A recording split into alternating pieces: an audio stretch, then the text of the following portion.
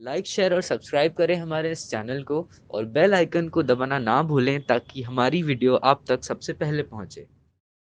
Hello student, स्वागत है आपका एलबीएस कॉलेज के यूट्यूब चैनल पर। आज के लेक्चर में हम बिजनेस स्टैटिस्टिक्स के एक बहुत इंपॉर्टेंट टॉपिक स्टैंडर्ड डेविएशन पर चर्चा करेंगे। तो आइए आज का जो लेक्चर है स्टैंडर्ड डेविएशन क्या होता है, सबसे पहले हम उसके बारे में समझ लेते हैं। स्टैंडर्ड डेविएशन एक मेजरमेंट है डिस्पर्शन का। अब बात आती है कि डिस्पर्शन क्या होता है। सबसे पहले हम डिस्पर्शन को देख लेते हैं। हमने इसके पहले लेक्चर में मेजरमेंट ऑफ सेंट्रल टेंडेंसीज के बारे में जाना, जिसमें हमने कुछ ऐसे मेजरमेंट सीखे जिसके माध्यम से हम किसी एक पर्टिकुलर डेटा सेट को सिंगल वैल्यू से कैसे रिप्रेजेंट करते हैं, उनके बारे में देखा था। जैसे हमने सेंट्रल टेंडेंसी के अंतर्गत अरिथमेटिक मीन की कैलकुलेशन करी, मीडियन की कैलकुलेशन करी, मोड की कैलकुलेशन करी। तो ये सारे जो मेजरमेंट है, मीन, मीडियन एंड मोड, ये सारे मेजरमेंट सेंट्रल टेंडेंसी मेजरमेंट कहलाते हैं, जिसका प्रयोग किसी डेटा सेट को या डेटा के मल्टीपल डेटा के सेट को सिंगल वैल्यू के द्वारा रिप्रेजेंट करने के लिए हम यूज करते हैं। यदि मान लो मेरे पास में कोई एक पर्टिकुलर डेटा सेट है और उसको मैं एक वैल्यू से आपको इंडिकेट कर दूं, तो उस सिंगल वैल्यू के बारे में के माध्यम से हम डेटा सेट के बारे में अंदाज नहीं लगा सकते हैं कि डेटा किस प्रकार का उस डेटा सेट में होगा। तो इसके लिए फिर हम अगली कैलकुलेशन की ओर जाते हैं, जिसको हम बोलते हैं डिस्पर्शन। डिस्पर्शन ये बताता है कि जो डेटा सेट के जो डेटा एलिमेंट्स हैं वो सेंट्रल वैल्यू से किस प्रकार डिस्ट्रीब्यूटेड है, सेंट्रल वैल्यू के कितने नजदीक या कितने दूर दूर बिखरे हुए हैं। तो dispersion is a measurement of scatteredness of the data from central tendency. Data की सेंट्रल टेंडेंसी से डेटा का बिखराव ही डिस्पर्शन कहलाता है। तो हम इस डिस्पर्शन के अंतर्गत कुछ इंपॉर्टेंट मेजरमेंट्स होते हैं। जैसे सबसे पहला जो मेजरमेंट होता है उसको हम बोलते हैं रेंज। देन रेंज के बाद में आता है क्वार्टाइल डेविएशन,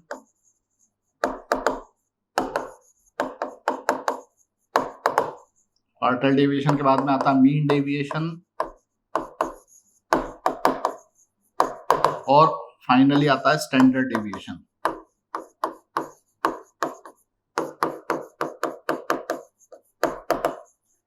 तो ये चार प्रकार के बेसिक मेजरमेंट्स होते हैं डिस्पर्शन के, जो ये बताते हैं कि डेटा अपनी सेंट्रल वैल्यू से कितना बिखरा हुआ है। जिस डेटा सेट में डिस्पर्शन ज्यादा होता है, हम ऐसा बोल सकते हैं कि उस डेटा सेट के डेटा जो है वो सेंट्रल वैल्यू से ज्यादा दूर दूर बिखरे हुए हैं। और जिस डेटा सेट का डिस्पर्शन कम होता है, उस डेटा सेट के डेटा जो है वो सेंट्रल वैल्यू के ज्यादा नजदीक होते हैं।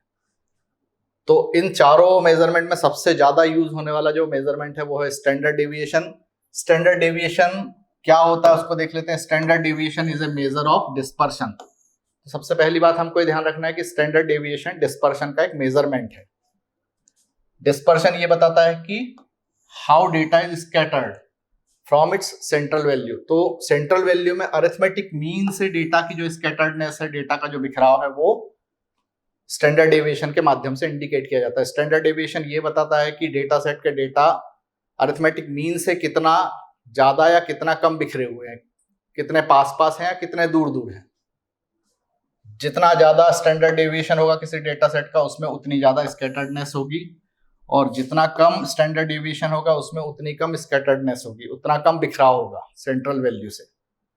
फॉर एग्जाम्पल, मैं आपको एक एग्जाम्पल से समझाता हूँ। सपोज कोई एक डेटा सेट है जिसका arithmetic mean for example X bar है।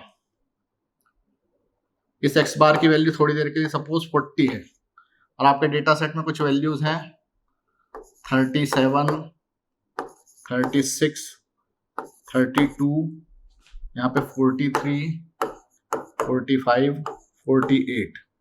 इसी प्रकार एक और डेटा सेट है जिसका भी अरिथमेटिक मीन थोड़ी देर के लिए 40 ही है।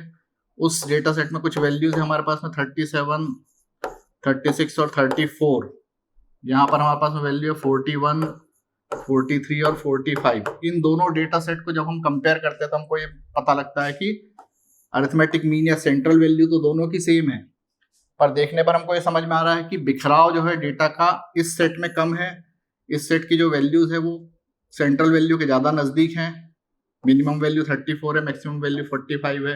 अगर हम स्केल पर चले तो 40 के ज्यादा नजदीकी वैल्यूज आपको इस सेट में मिल रही हैं, जबकि इस सेट की वैल्यूज 40 से दूर दूर तक बिखरी हुई है, क्योंकि इसमें मिनिमम वैल्यू 32 है, मैक्सिमम वैल्यू फॉर एग्जांपल 48 है। तो स्कैटर्डनेस ये बताता है कि डेटा सेंट्रल वैल्यू के कितने नजदीक है या कितने दूर तक फैला हुआ है। तो इसी स्कैटर्डनेस की मेजरमेंट में हम लोग एक मेजरमेंट देखते हैं स्टैंडर्ड डेविएशन, जो ये बताता है कि डेटा अरिथमेटिक मीन से कितना ज्यादा या कितना दूर दूर तक बिखरा हुआ है। आइए देखते हैं कैसे इसको कैलकुलेट करना होता है। तो हम अभी इसके मैथमेटिकल पार्ट में चल रहे हैं।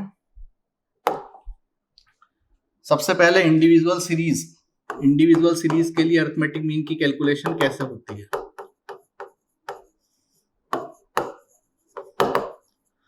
हमारे पास एक फॉर्मूला है स्टैंडर्ड डेविएशन, इसको सिग्मा से डिनोट करते हैं। Standard deviation for individual series calculate करने का जो फॉर्मूला होता है under root summation X minus mu का whole square divided by N, जहां पर एक्स है आपके ऑब्जर्वेशंस, म्यू है पॉपुलेशन का मीन, जो डेटा सेट दिया है उसका मीन म्यू कहलाएगा, और एन है नंबर ऑफ ऑब्जर्वेशंस।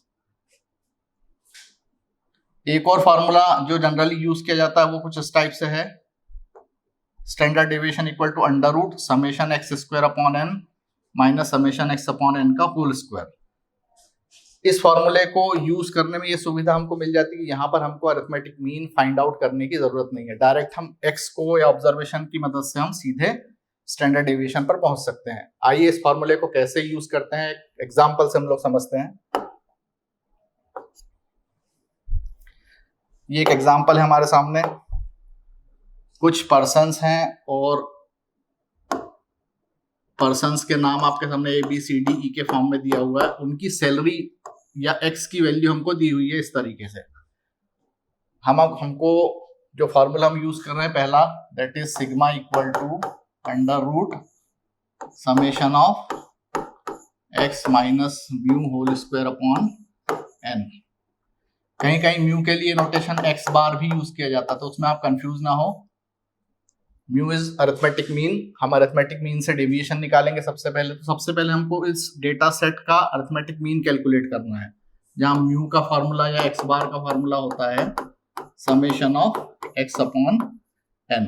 तो सबसे पहले हमको इस सैलरी का सम निकालना है, वो जाएगा हमारा समेशन ऑफ एक्स, फिर समेशन ऑफ एक्स और एन हो गया आपका नंबर ऑफ ऑब्जर्वेशंस, जितने भी डेटा आपको दिए हैं। अगर हम डेटा को गिनेंगे तो हमारे पास में डेटा हो जाएंगे 1 2 3 4 5 6 7 8 9 और 10।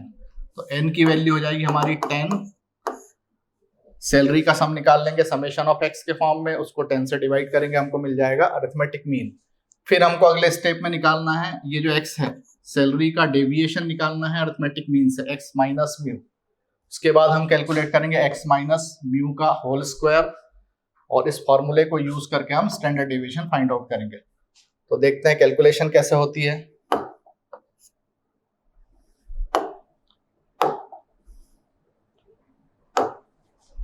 तो ये हमारे पास में डेटा दिया था। सबसे पहले हमने सैलरी या एक्स का सम निकाल लिया, दैट इज इक्वल टू 1230। फिर हम निकालेंगे arithmetic mean mu summation X upon N.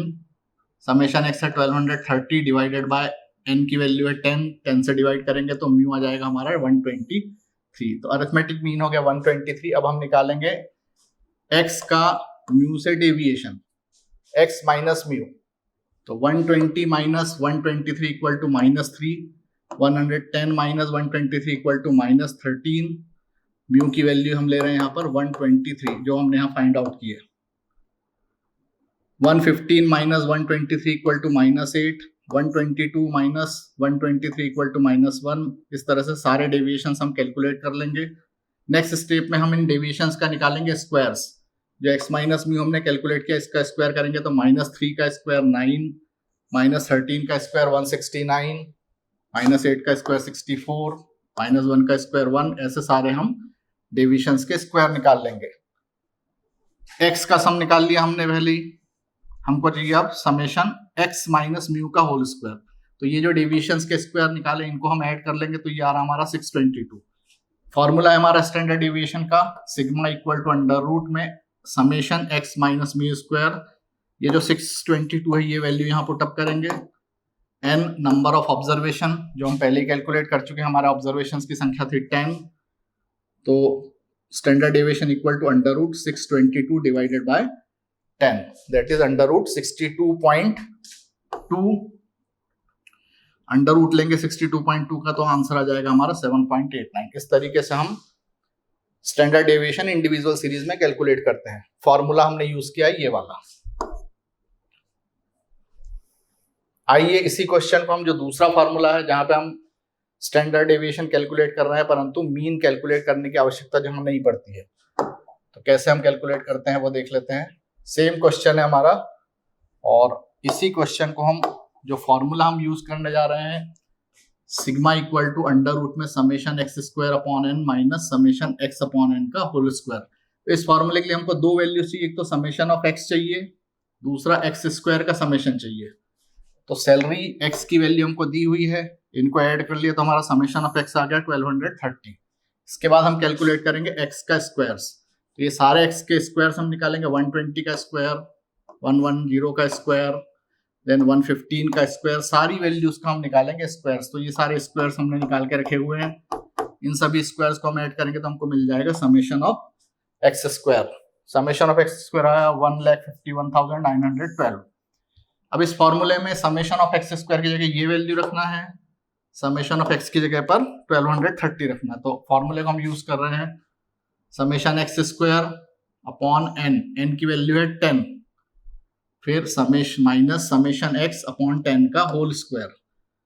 तो इसको सॉल्व किया तो आ गया 15,191.2 माइनस 123 का स्क्वायर। पूरा सॉल्व करेंगे तो आ गया अंडर रूट 62.2, जिसको सॉल्व करने पर हमको स्टैंडर्ड डेविएशन मिलेगा 7.89, जो कि पिछली मेथड से निकाले गए स्टैंडर्ड डेविएशन के इक्वल मिला। तो इस तरीके से हमारे पास दो तरीके हैं स्टैंडर्ड डेविएशन कैलकुलेट करने के लिए। एक जिसमें हम डायरेक्टली अरिथमेटिक मीन को यूज करते हुए स्टैंडर्ड डेविएशन निकालते हैं। दूसरी मेथड जो होती है हमारी, यदि मान लीजिए आपका अरिथमेटिक मीन पॉइंट्स में आ रहा है तो उनके डेविएशंस कैलकुलेट करने में थोड़ा सा टाइम लगता है, प्रोसीजर थोड़ी स्लो हो जाती है। तो उससे बचने के लिए हम इस प्रोसीजर को यूज कर सकते हैं, जहां पे हमको अरिथमेटिक मीन कैलकुलेट करने की जरूरत नहीं पड़ेगी। तो मेरे ख्याल से आपको ये मेथड समझ में आ गई होगी अच्छे से। स्टैंडर्ड डेविएशन हमने कैलकुलेट किया है इंडिविजुअल सीरीज के लिए। एक और क्वेश्चन हम देखेंगे, डिस्क्रीट सीरीज अगर हो तो उसमें कैसे हमको स्टैंडर्ड डेविएशन कैलकुलेट करना है। आप जानते हैं डिस्क्रीट सीरीज में हमको फ्रीक्वेंसी भी दी जाती है डेटा के साथ में। डेटा इंडिविजुअली रहेगा परंतु साथ में फ्रीक्वेंसी रहेगी हमारे सामने। तो हम देख लेते हैं, जैसे फॉर एग्जांपल एक क्वेश्चन दिया हमको डिस्क्रीट सीरीज का, एक्स की वैल्यू दी हुई है, फ्रीक्वेंसीज दी हुई है। 6 की फ्रीक्वेंसी 3 है, 7 की फ्रीक्वेंसी 6 है। जो फॉर्मूला यहाँ यूज किया जाना है वो फॉर्मूला हमने लिखा है स्टैंडर्ड डेविएशन के लिए under root summation F X square upon N minus summation F X upon N का होल स्क्वायर। जो कि यहाँ फ्रीक्वेंसी आ गई इसलिए एफ से मल्टीप्लाई करना जरूरी है। तो यहाँ जो जो चीजें हमको लगने वाली, एक तो कैपिटल एन होता है सम ऑफ फ्रीक्वेंसीज। यहाँ पे हम जितनी फ्रीक्वेंसीज इनका टोटल निकालेंगे, ये हो जाएगा हमारा कैपिटल एन। फिर हमको लगेगा summation of F x, F multiply by x, इसको मल्टीप्लाई करना है इससे। ये सारी वैल्यूज का टोटल निकालेंगे तो ये हो जाएगा हमारा summation of F x. Next हमको निकालना है F X square, F x multiply by x, इसको मल्टीप्लाई करना है इससे। इधर ऐसे निकालें या फिर एक्स के स्क्वायर निकालें, उनको मल्टीप्लाई कर लें एफ से, तो भी आपको एफ एक्स स्क्वायर मिल जाएगा। एफ एक्स स्क्वायर को हम ऐड कर लेंगे तो हमको मिल जाएगा समेशन एफ एक्स स्क्वायर। आइए कैलकुलेशन पार्ट देख लेते हैं इसका। तो सबसे पहले हम एफ एक्स कैलकुलेट करेंगे। एफ एक्स कैसे निकलेगा, फ्रीक्वेंसी को मल्टीप्लाई करेंगे एक्स से। 3 multiply by 6 equal to 18, 6 multiply by 7 equal to 42, 9 multiply by 8 equal to 72, 13 multiply by 9 equal to 117, 8 को मल्टीप्लाई करेंगे 10 से, ये मिल जाएगा 80, 5 multiply by 11 equal to 55, 12 multiply by 4 equal to 48। ये हमारा हो गया एफ एक्स। इनको ऐड कर लेंगे तो मिल जाएगा हमको summation F x, that is 432। Next हमको कैलकुलेट करना है F multiply by x square. या तो आप एक्स के स्क्वायर करें पहले, 6 का स्क्वायर 36 को 3 से मल्टीप्लाई करेंगे तो आ जाएगा 108। या दूसरा तरीका है एफ एक्स स्क्वायर निकालने के दो तरीके हैं। पहला है एफ को हम मल्टीप्लाई कर ले एक्स के स्क्वायर से, और दूसरा तरीका है हम चूंकि एफ एक्स निकाल चुके हैं हम इस एफ एक्स में फिर से एक बार एक्स का मल्टीप्लाई कर ले। दूसरा तरीका क्या है, आप 18 को मल्टीप्लाई कर लो 6 से, फिर 42 को मल्टीप्लाई करो 7 से, तो ये मिल जाएगा आपको एफ एक्स स्क्वायर। फिर इस एफ एक्स को 72 को मल्टीप्लाई करेंगे हम 8 से, तो मिल जाएगा हमको 576। 117 को मल्टीप्लाई करेंगे 9 से, हमको मिल जाएगा 1053। ये सारी वैल्यूज इस तरीके से आपको कैलकुलेट कर लेनी है। फिर एफ एक्स स्क्वायर जो भी निकल के आया है इनको हम ऐड करेंगे तो मिलेगा हमको summation of F X square, और summation of F X square की वैल्यू आ रही है 4012। तो रिक्वायर्ड वैल्यूज हमको जो चाहिए थी, एक तो हमको कैपिटल एन चाहिए, कैपिटल एन होगा समेशन ऑफ एफ, सारी फ्रीक्वेंसीज को ऐड करेंगे तो ये आ गया हमारा समेशन ऑफ एफ। 3 + 6 9, 9 + 9 18, 18 + 13 31, 31 और 8 39, 39 और 5 44, 44 और 4 48। तो ये हो गया हमारा n। अब इस फॉर्मूले में हमको सारी वैल्यूज रखना है और स्टैंडर्ड डेविएशन को कैलकुलेट करना है। चलिए सबसे पहले समेशन एफ एक्स स्क्वायर की जगह हम रखेंगे 4012, ये हमने रख दिया 4012। इसको डिवाइड किया हमने n से, डिवाइड किया हमने n से, मीन्स 48 से, minus summation F X upon n का होल स्क्वायर। तो समेशन एफ एक्स है 432, यहाँ पे रख दिया 432, इसको डिवाइड किया हमने 48 से, उस पूरे का निकाल लिया होल स्क्वायर। इसको सॉल्व करेंगे तो वैल्यूज आएगी 83.58 माइनस 9 का होल स्क्वायर, दैट इज 81। तो sigma equal to under root में 2.58। तो स्टैंडर्ड डेविएशन की वैल्यू आई हमारी 1.606। तो इस तरीके से आज हमने इंडिविजुअल सीरीज और डिस्क्रीट सीरीज के लिए स्टैंडर्ड डेविएशन की कैलकुलेशन कैसे होती है वो सीखी। फॉर एग्जांपल एक छोटा सा कंक्लूजन मैं आपको बता देता हूँ। मान लीजिए हमारे पास में दो डेटा सेट हो, एक डेटा सेट के लिए स्टैंडर्ड डेविएशन आया 1.2.32, दूसरे डेटा सेट के लिए स्टैंडर्ड डेविएशन आया सपोज 3.38, और दोनों ही डेटा सेट का सेंट्रल वैल्यू एक्स बार की वैल्यू सेम थी सपोज 45। तो यदि हमको इस कंक्लूजन तक पहुंचना है कि दोनों में से कौन से डेटा सेट के डेटा मीन के ज़्यादा नज़दीक है, तो जिसका स्टैंडर्ड डेविएशन कम है, मीन्स फर्स्ट डेटा सेट जिसका स्टैंडर्ड डेविएशन 2.32 है उसके डेटा 45 के ज़्यादा नज़दीक रहेंगे, मतलब उनका स्कैटर्डनेस 45 के नज़दीक रहेगा, स्कैटरिंग कम रहेगी, कम बिखराव रहेगा। और जिसका स्टैंडर्ड डेविएशन ज़्यादा है उस डेटा सेट में डेटा का बिखराव या स्कैटरिंग मीन वैल्यू से, अरिथमेटिक मीन से ज़्यादा रहेगी। तो इस केस में ज़्यादा बिखराव सेकेंड डेटा सेट का है जिसका स्टैंडर्ड डेविएशन 3.38 है, और कम बिखराव फर्स्ट सेट का है जिसका स्टैंडर्ड डेविएशन 2.232 है। तो इस तरीके से हम ये कंक्लूड कर सकते हैं कि फर्स्ट डेटा सेट के डेटा मीन के ज़्यादा नज़दीक रहेंगे, सेकेंड डेटा सेट के डेटा मीन से दूर दूर तक रहेंगे। तो दो डेटा सेट को कंपेयर करने के लिए हम स्टैंडर्ड डेविएशन को यूज़ करते हैं। आज के लेक्चर में हमने स्टैंडर्ड डेविएशन क्या होता है और उसको कैसे कैलकुलेट करते हैं इसके बारे में सीखा। होप आपको चीज़ें समझ में आई होंगी। नेक्स्ट लेक्चर में हम इसके आगे स्टैंडर्ड डेविएशन को ग्रुप सीरीज के लिए कैसे फाइंड आउट करते हैं उसके बारे में सीखेंगे। Thank you very much.